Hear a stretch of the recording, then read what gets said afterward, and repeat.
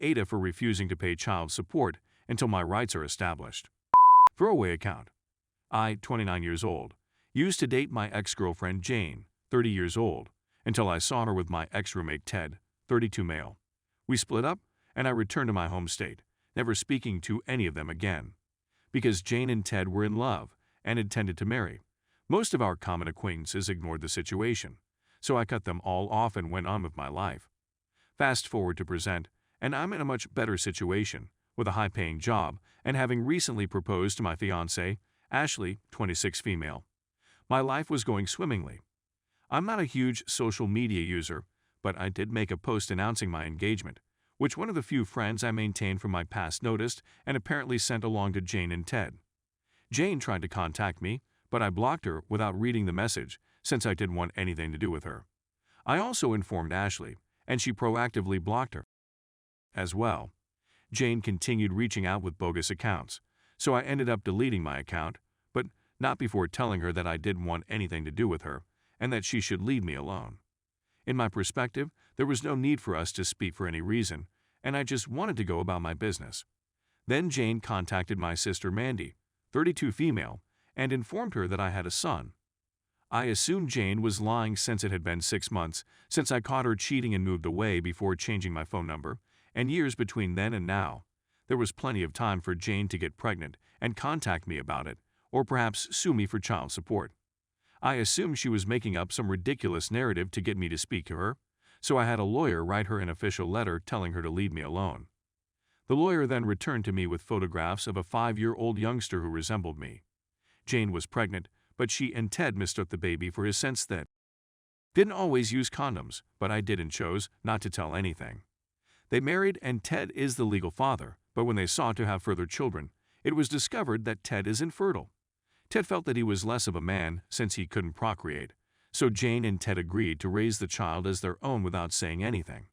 It wasn't until Jane came across my account and saw how great my life was that she realized her kid deserved to gain financially as well. I consented to child support and assured Jane and Ted that I would have my attorneys send over specifics concerning payment and visitation when a DNA test revealed that I was the father. Ted was irritated and refused to sign away his rights, claiming that he doesn't want me near his son. I immediately informed him that if I'm going to pay child support, I'm entitled to all of the legal rights that a father is entitled to, and that they wouldn't receive $1 from me until that time. If parents refuse, I'll just open a savings account for the child till he's an adult. Jane and Ted are accusing me of being selfish, but because it comes from them, I'm treating it with a grain of salt, so AITA. Edit, just to be clear, despite the fact that it is already written in the post, some folks are still missing it. Ted is the legal father, is on the birth certificate, and is still married to Jane, therefore I have no rights to the kid in the eyes of the American courts, but it also means Jane and Ted can't compel me to pay child support. Jane and Ted want me to have no contact with the child, but I still give them money. Discreetly, since Ted doesn't want others to know he can't procreate. Story 2. AITA for telling my mom that my brother has to move out if he doesn't bring his dog back. My brother, 31 male, requested my mother, 49 female, around 2 years ago to allow him have a dog in the home. She rejected since she is aware of his irresponsibility. I, 24 female, didn't want a dog since I knew I'd end up having to take care of it.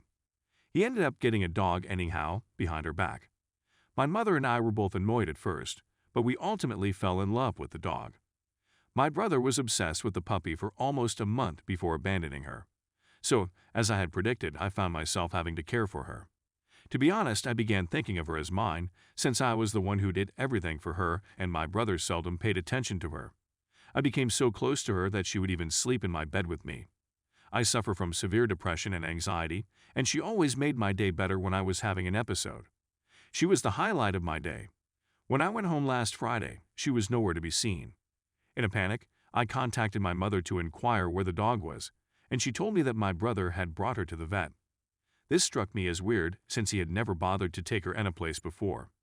He claimed to have taken her to be neutered, but as I pressed him for further information, he became highly defensive and claimed that the veterinarians had told him nothing. It's been a week since I last saw her, and he's still complaining that the vet hasn't phoned to let him know how the dog is doing. We ended up arguing over it because I asked him what vet he brought her to so I could phone them for information. But he just becomes very furious and begins shouting at me to let the professionals do their thing. He said that it was his dog in the first place and that he could do whatever he pleased with her. I don't want to imagine the worst, but I'm virtually certain he sold her to fund his drug habit. It's worth noting that I presently pay all of the rent bills and so forth. My mother lost her job last year and has been unable to find another, so I have been responsible for paying for everything. Everything in my place is paid for by me. My brother is a slacker who sleeps on the living room sofa and has been unable to hold down a job for years. I was furious about the situation and informed my mother that if he did not return the dog from wherever he had taken her, I would toss him out of the apartment. She became enraged and informed me that I had no right to do so. I informed her that I had the legal right to do so, since my name is on the lease and I'm the one who pays for everything. My brother overheard the exchange and is now furious that I would force him out and perhaps leave him homeless because of a puppy. My mother labeled me a callous jerk for preferring a dog over my own brother. Ada for telling my brother he has to leave if he doesn't return the dog. Edit. My brother now claims that they transferred her to a hospital 2 hours away because she required knee surgery, and that his buddy who sold him the puppy would be caring for her while she recovers, and that once she's cured, we'll get her back. At this point, I'm not sure what to trust. I'm hoping he's speaking the truth, but I'm not sure. Why do you so guarded about it? Edit #2.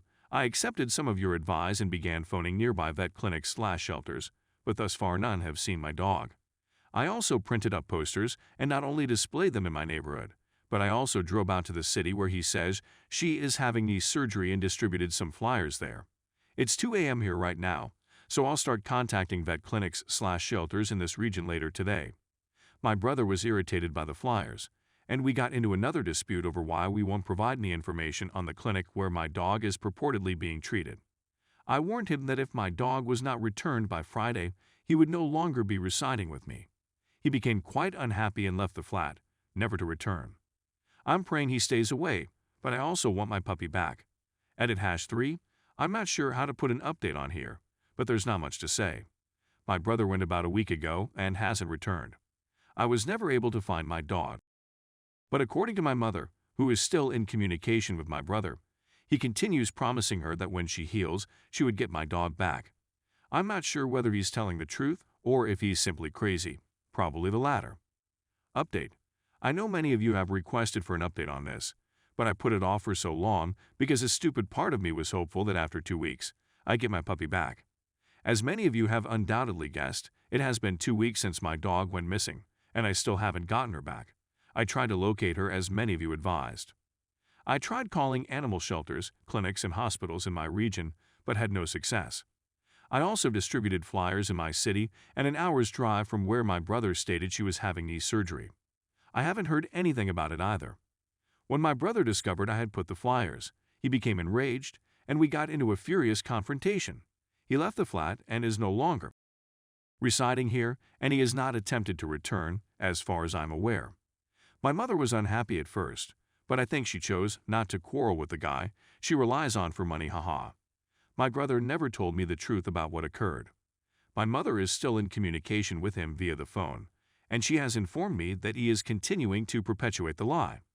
They were apparently chatting yesterday, and he assured her again that I will get my dog back once she heals. At this point, I'm not sure why he's sticking with the lie. I wasn't going to post an update since there wasn't much to say, but when I arrived home today, I discovered that my mother had thrown away all of my dog's toys, food bowls, bed, and the bag of dog food she had never finished. So I suppose that's all there is to it. I wish I could offer you a more upbeat news. Thank you for all of your kind words and insights on the matter. I genuinely appreciate them.